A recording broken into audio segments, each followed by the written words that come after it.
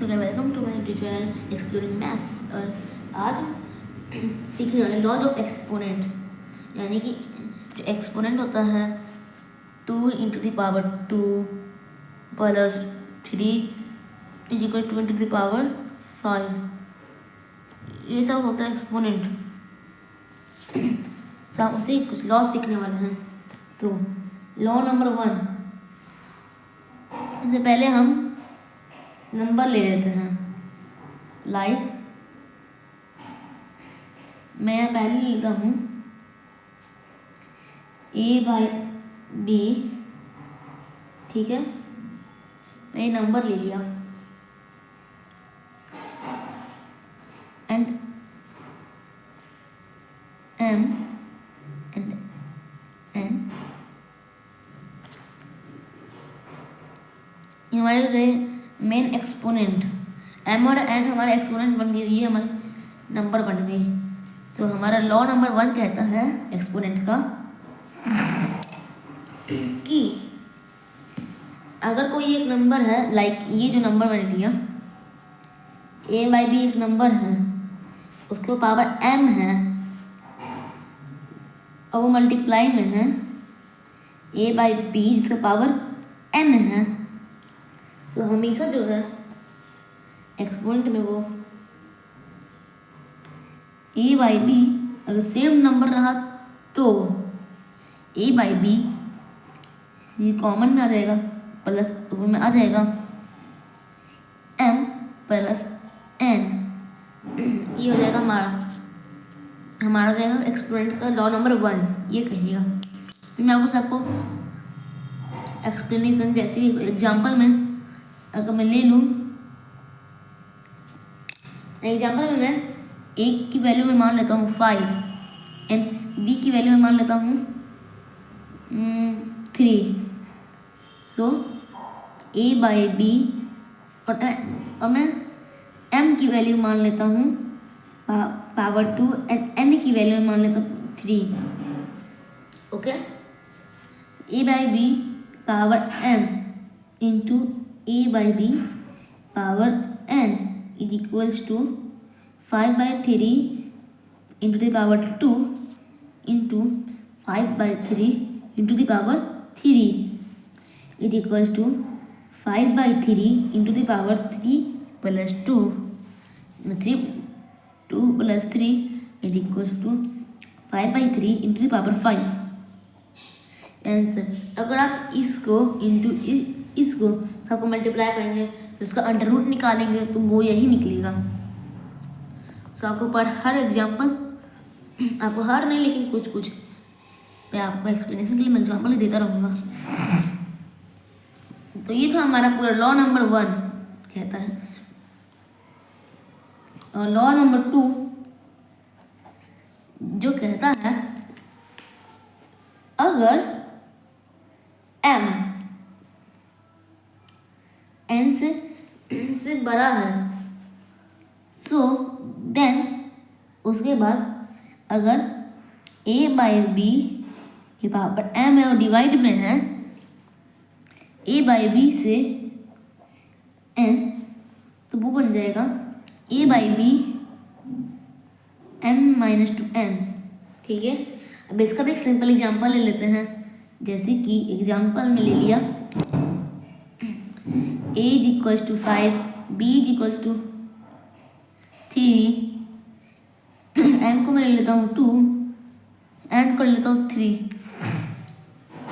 So therefore a/b power m divide by a/b power n is equal to 5/3 square into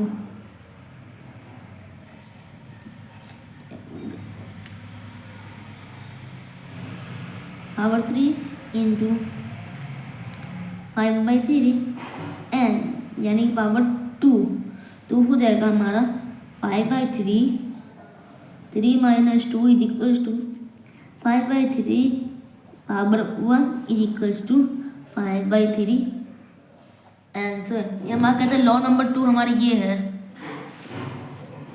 होगा मैं exponent का law number 2। अब हम जानेंगे एक्सपोनेंट का लॉ नंबर 3। तो एक्सपोनेंट का EXPONENT एक्सपोनेंट लॉज। एक्सपोनेंट का हमारा लॉ नंबर 3 कहता है अगर इफ m जो है वो n से छोटा है देन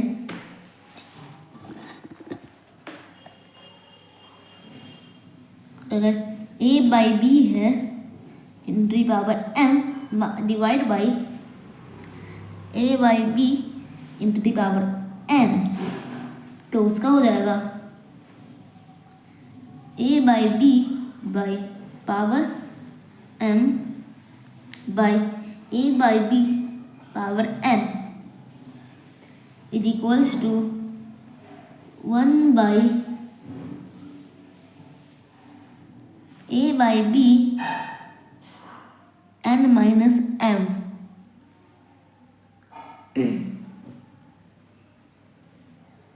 ठीक, इज इक्वल्स टू फिर जो n बस। अब मैं इसका एक एग्जाम्पल लेके दिखाता हूँ। जैसे कि एग्जाम्पल में लेता हूँ a/b को मैं ले लेता हूँ 3/2, m को मैं लेता हूँ 3, n को मैं लेता हूँ 5। ठीक है, सो a/b into the power 3 divide by a/b into the power 5। तो हमारा ओवर लॉ के हिसाब से जब ये रहेगा तो वो नीचे में आके a/b power m by a/b into the power n raised to the power n, यानी कि वो बन जाएगा कितना, क्या बन जाएगा 3/2 डिवाइड बाई 3/2 5 पावर 3, ये बन जाएगा हमारा 3/2 into the power 3/2 into the power 5 is equals to हमारा हो जाएगा 1 बाई या a/b n minus m is equals to 1 by 3/2 5 minus 3 is equals to 1 by 3/2 into power 2। अब ये जो है इसका नीचे वाला जो होता है नंबर, ये ऊपर न्यूमरेटर बन जाता है। सो 2/3 पावर 2 ये देगा आंसर। ये होगा हमें लॉ नंबर 3 ये कहता है। अब एक्सपोनेंट का हमारा लॉ नंबर 4 कहता है कि अगर a/b है और वो किसी m के पावर में है और उसके ऊपर एक और नंबर है n, तो उन लोग का a/b m इंटू n हो जाता है is equals to a/b m की वैल्यू हो जाती है mn बन जाता है। इसका मैं एक एग्जांपल ले लेता हूँ। अगर मैं मानूँ a/b को मैं मान लूँ 2/3, m को मैं मान लूँ 9 नहीं 2 मानता हूँ और n का मान लेता हूँ 3। सो जो हमारा 2/3 ये ब्रैकेट में है इंटू द पावर 2 और फिर इसके ऊपर एक और आ जाएगा इंटू द पावर 3 करने। सो ये हमारा बन जाएगा 2/3 into the 2 into 3 is equal to 2/3 into raised to power 6। अब आपको और से इधर मैं आपको रफ में दिखा देता हूँ। रफ में मैं आपको रफ में इधर एक्सप्लेन कर देता हूँ कैसे। जैसे कि 2/3 का बैलेंस तो ये आ गया पावर 3 करने, तो 2 का पावर 4 हो जाएगा, इसलिए हो जाएगा, इसका पावर 9 हो जाएगा। ठीक, अब इसके ऊपर जो है पावर 3 आ गया, सो बन जाएगा 4/9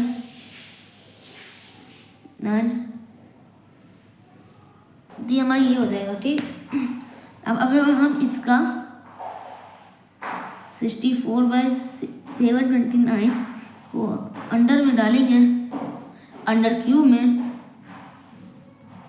सो वो आ जाएगा हमारा सीधी साधे 2 into the 3 into the power 6। सो इतना सॉल्व करने से बढ़िया रफ में अगर आप ये वाला मेथड लगा लेंगे 2/3 तो इन दो को मल्टीप्लाई कर लेंगे, तो हमारा लॉ नंबर 4 कहता है कि कोई ब्रैकेट में उसके ऊपर एक और कोई पावर में, तो फिर दोनों पावर का मल्टीप्लिकेशन हो जाता है, इन दोनों का फिर मल्टीप्लिकेशन हो जाता है। ठीक है, होगा हमारा लॉ नंबर 4 हो गया। अब हम बढ़ते अपने लॉ नंबर 5 पे। लॉ नंबर 5, तो हमारा लॉ नंबर 5 कहता है कि अगर a/b एक नंबर है जिसके इंटू द पावर जो -n में है, तो वो 1/a/b में बदल जाता है, इंटू द पावर n में बदल जाता है, 1/2 हो जाता है। फिर ये अगर ये फिर नीचे जाने का ये जो है न्यूमरेटर बन जाता है, सो b/a into the power n, ये हमारा बन जाता है। ये एक क्वेश्चन आ जाता है सामने। जैसे कि मैं एग्जांपल में लूँ,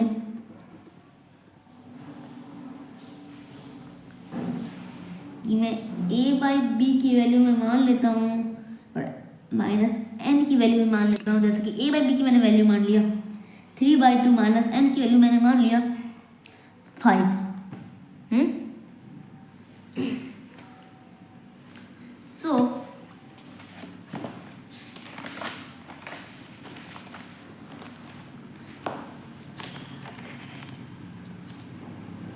a/b की वैल्यू मैंने मान लिया था, a/b की वैल्यू माना था 3/2 इंटू द -5। सो हम उस इक्वेशन के हिसाब से जो वो इक्वेशन था जिसमें लगा था a/b into the -n is equals to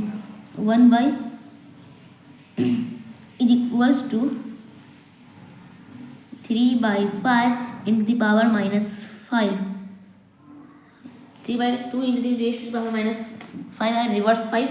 इसको हम 3/2 रिवर्स टू द पावर 5 पढ़ सकते हैं, रिवर्स 5। तो फिर उसने कहता है उस लॉ में कि 1/a/b into the power n बन जाता है, is equals to 1/3/2 into the power 5 बन जाता है।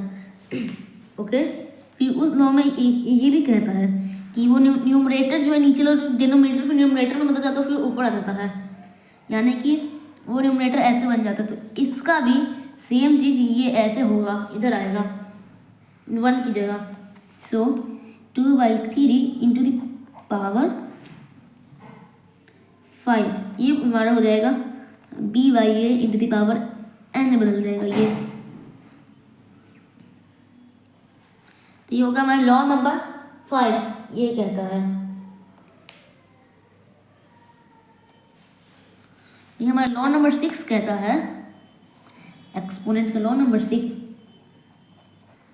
कि अगर कोई a/b की वैल्यू है, हाँ कोई एक वैल्यू a/b, हाँ